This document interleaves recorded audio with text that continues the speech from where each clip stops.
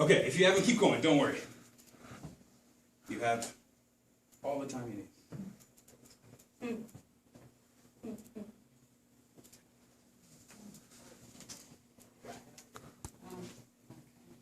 What's on the quiz? Yes, it's just a sample. Yeah. Does it ask how much would chuck the woodchuck could chuck wood? No. No. Okay. There's no answer to that question.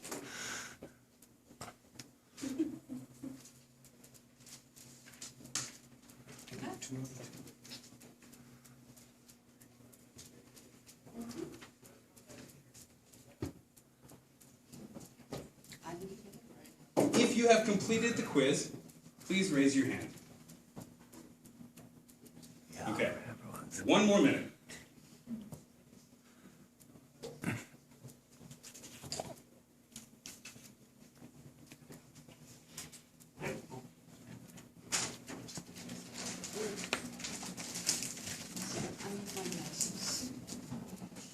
This is what happens when you are doing so.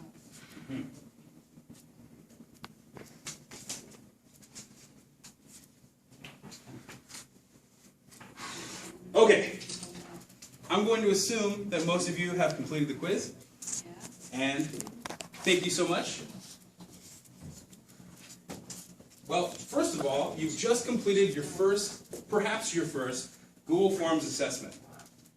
I'll show you the reason behind doing that first in just a moment. But let's go ahead and start with a brief introduction. Smartphones make smarter students. By me, Victor Reeser. Welcome. I actually realized that smartphones is technically a compound word. It's compound smartphones. But for my title, I wanted it to be smartphones. However, in the rest of my abstract, I don't know why it's not a compound. Everybody can admit when they make mistakes though, right? So, it's a form, today what we're going to talk about is a couple technologies related to mobile assisted language learning, or MAL, very similar to computer assisted language learning, CAL. Today, I want to bring this up, and I think it's very relevant because, first and foremost, MAL is so easily accessible. It's not always easy to get our language students into a computer lab or into a place where they have access to a computer, and maybe sometimes at home they don't. I mean, you know, maybe, right? And maybe they're too busy. But fortunately, smartphones are almost ubiquitous, especially here in Korea. Even most elementary school students have some sort of smartphone or a tablet device they can access at home. And there are so many resources, free or with a small fee even, available to use with mobile devices today. I'm going to talk about Quizlet, but first I'm going to go into and demonstrate the efficacy and awesomeness of using Google Forms. Has anybody used Google Forms before? Show of hands? I've taken quizzes, but not made. Taking quizzes, but not making quizzes. You got to make it to take it, right? All right. Well, let's take a look. And I'm going to show you how easy it is very quickly, right here. If you have a Gmail account, you have a drive. If you have a Google Drive, you open it up like this by logging in with your email. Click New. More. Forms. And for the purpose of assessment, you can click a template. And there are a number of excellent prefabricated templates for you to use as the base for whatever form you're trying to create. As I mentioned in my abstract, I wanted to discuss assessment briefly. Unfortunately, we won't have as much time, so I'm going to keep it real brief. But fortunately, it's really easy to do, and I think everyone here has the potential to complete it on their own. But I'm still going to walk you through it very briefly. When you open up an assessment template, it has a title page, a little splash thing, a spot for the student's name, their email, which isn't always necessary, but I ask you to input it because if you do ask for your students' emails, they will get immediately the answer sheet and the results of their assessment, which all of you just received in your email. You have a copy. Graded already. Wow. I know. Fascinating. And a lot easier for Marking. me Yes. as the teacher. There are a number of different question styles that you are able to put into your Google Forms assessment. You can create section headers. You can have multiple choice questions. You can have questions with more than one possible answer. Actually, you can have a drop-down box, a linear scale, as I showed you in the quiz that you took, a grid, short answer, and long answer. All sorts of things that are standard on our paper quizzes. However, these are all accessible quite simply through a web link that all students with a mobile device can access, in or outside of class. One of my favorite things about this, though, is the responses. Now, you all just finished your quiz. So I'm going to go ahead and take a look. I'm the teacher. I created it. I have all of your responses here. And I can access it by individual student, by choosing their email, okay, and seeing their score. Ooh, wrong name. This gets misspelled a lot, so no worries, Eliza in Korea. It's fine. And let's take a look. How did Eliza do? MAL standing for Mobile Assisted Language Learning. Excellent. How much do you enjoy grading homework, Eliza? 2 out of 5. I'm right there with you. Which meals did you eat today? Breakfast and lunch, and none of the other Hobbit meals? That's okay. And this was a trick question. If you get to the end, the final question is, did you actually read it? Obviously, you probably won't do something like that for your own students, but I wanted to demonstrate the possibilities and how simple it is to even insert a picture or any sort of problem in your assessment. Now, I can look at the original or the individual responses, but I can also look at a really nice summary to see overall how my class has progressed through whatever material I instructed them on and just assessed them on. And with that information, I can further develop and adapt my own curriculum, the lesson plan, to meet their needs. So let's take a look. Point distribution, median, average, not important, 2-point quiz. Let's take a look. Lots of names, that's wonderful. Presenter's last name, wow, 12 of you got it correct, 12 out of 18. 2/3, I would say that might warrant a little discussion in class. My last name is Reeser, it's R-E-E-S-E-R. You get an F. To make it even more confusing, in the guide, it says Victor Reeser's presentation, it's spelled R-E-S-S-E-R, and then in my bio it's spelled R-E-E-S-E-R. Exactly. I'm sorry. I didn't print it myself. I looked at your name. Yeah, see, it's not even your fault. Oh, my name tag, that's smart, that's deductive. That's cool. Everybody got MAL. Wow, more people than I expected enjoy grading homework. That's cool. Okay. And who ate breakfast? Most of us. Who ate lunch? Most of us. And not everyone, I'm sorry. If you didn't eat lunch, I apologize. That's too bad. Did you read it? 61% just skipped it. Excellent. And 38% wasted their time, but that's okay. I hope you enjoyed what I had to say. And this is just, again, a quick demonstration of Google Forms as a form of assessment for your classes. Are there any questions, perhaps? Is it possible to perhaps make groups like that mimic your classes, and then like you can just set different sets of questions for those specific like groups of like students? Yes. You can augment your quiz any way you want, or your Google form. You can create a copy of it and slightly modify the questions if you'd like, and then just have each student access a link to a different one. And they will not be combined when you receive the answers as I'm looking at the responses. That would take a little extra work from you. But another really cool feature is you can export all of this data as a spreadsheet. So if you're into looking at the data or crunching the numbers, or if you have a formula set up for your grade sheets already, you have a simple vocabulary quiz, much less complicated than what I put up here today, it's actually fairly easy to take those scores, copy, paste, and your job's done. Yes?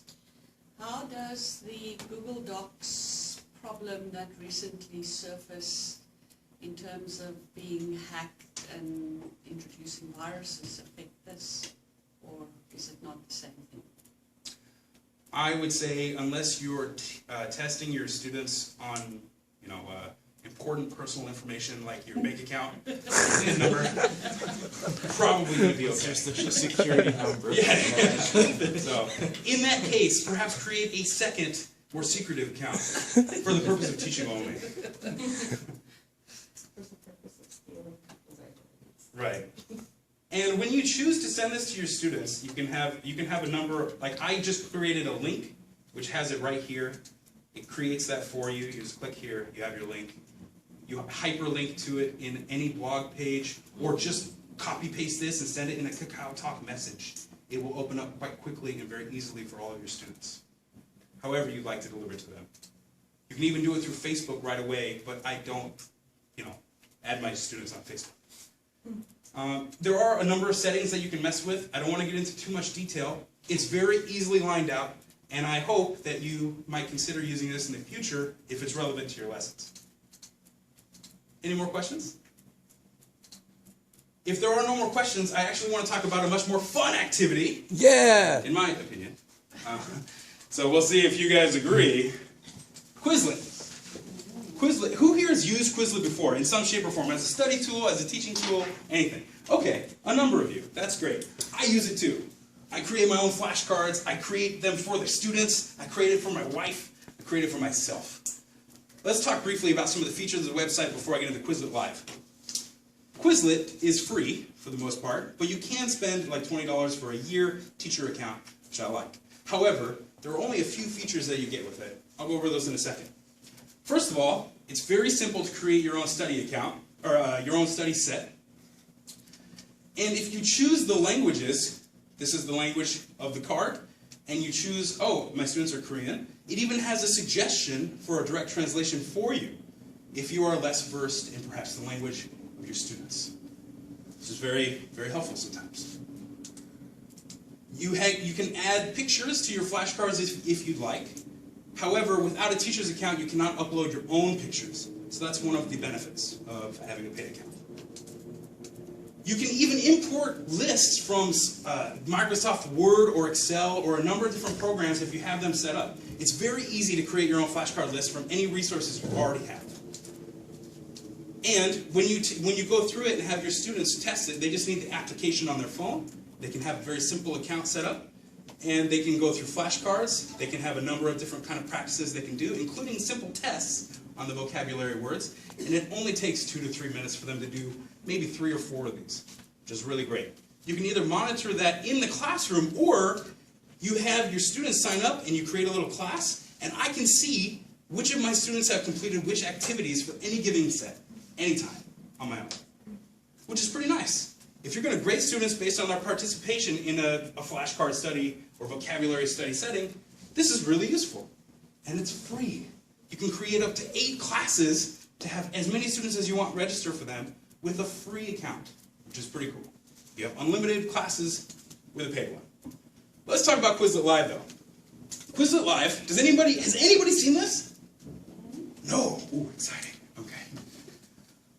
Quizlet Live, for lack of a better word, is exciting and engaging vocabulary study, which I don't think I would ever say about anything before I tried this out. Who enjoys studying vocabulary? Yeah. Yeah, really? Yeah. Okay. So, first of all, your students don't need anything for this. You need to have a vocabulary set with at least 12 words, and you need to have at least 6 participants for this activity. And that is it. Your students don't need an application. They don't need to go anywhere. They need to go to Quizlet.live on their mobile device, input this PIN code. They're automatically registered here with their names. They're divided into teams automatically of 3 or 4 students. And they participate in an activity. As they answer questions, their team gets points. The activity is they will be looking at this. Everyone, like in their groups, they all have the same question. So they'll have the same picture or a term up top. And then the answers are divided between all the students in the group. So they have to communicate because each student has a different set of answers. And only one student has the correct answer. So who has it? They can't just go through pounding on the phone. They have to actually work together. So it's a kind of student-to-student engaging activity. First team to 12 points in a row wins. But if they miss even one answer, they go back to 0. So they really have to focus to succeed. And this is what it looks like when they're taking the test on their phone or mobile device. And when they win it, they get congratulations. And you can review some of the more difficult terms immediately after. I have a video here of me doing it with my own students. If it loads.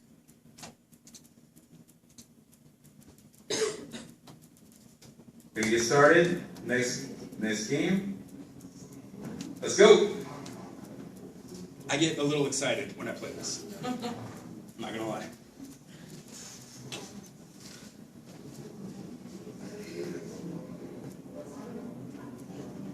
Sorry for the shaky camera. Ooh.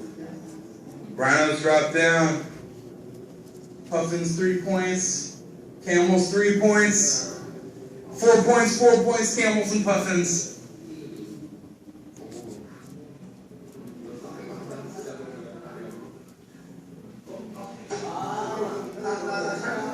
Oh, puffins out. Puffins 0 points. Oh.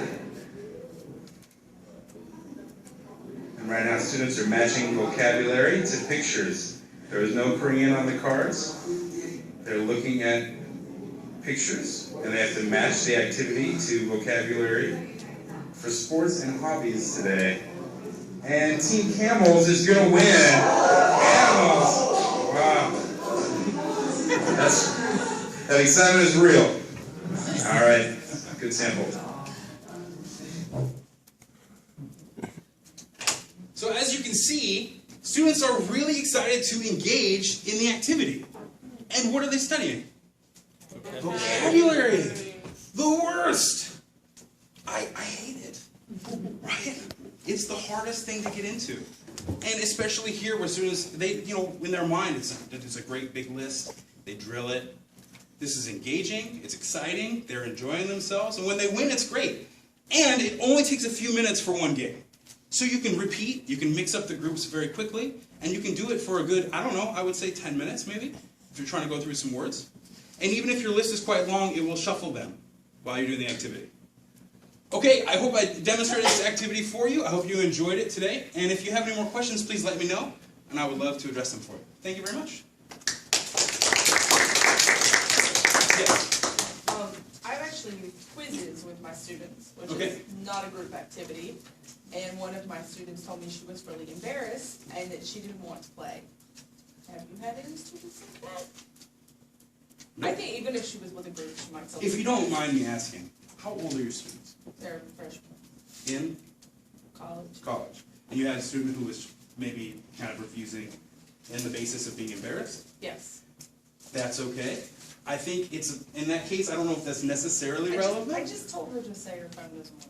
Sure, yeah. I would never try to force a student to grasp. And they're adults at that point, kind of, right? So Yeah. give them the option. They want to pee, they can go pee. They want to participate, they can. In that case, you make a judgment call, probably.